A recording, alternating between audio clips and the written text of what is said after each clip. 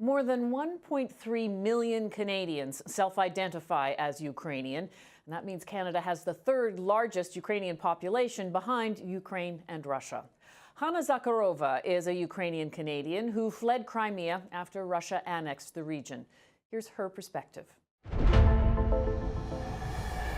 Especially after the Maidan revolution started in the end of 2013, Russian propaganda became really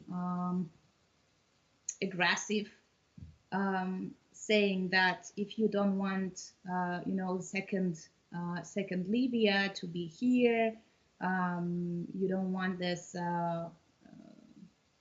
brown plague, they said, to come to Crimea if you don't want a war. So Maidan revolution is bad. So everyone who is in favor of that, in favor of Ukraine and against Russian occupation, are the enemies of people. And they were also labeling us as Nazi, and spreading around leaflets with the swastika symbols and even portraits of people, of the protesters.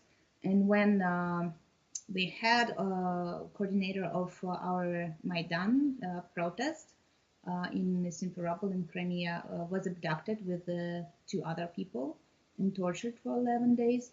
Then I realized that it's time to flee. So I arrived to Canada in 2014 in April, took my parents with me, and we came here to my sibling, to my sister.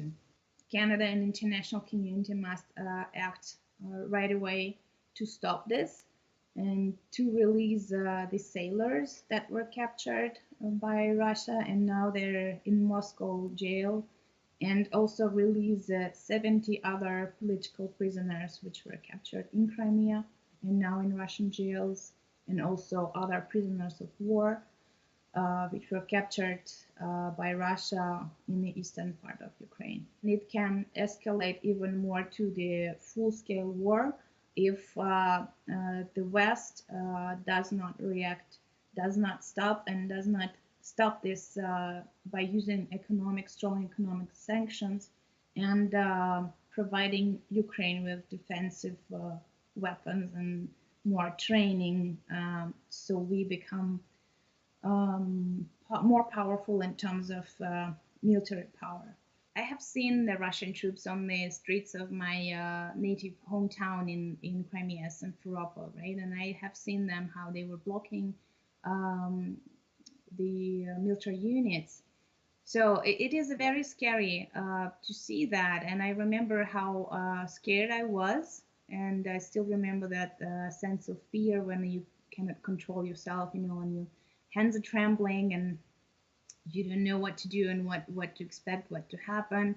And I really do hope that Canadians never ever have to experience that in their lives.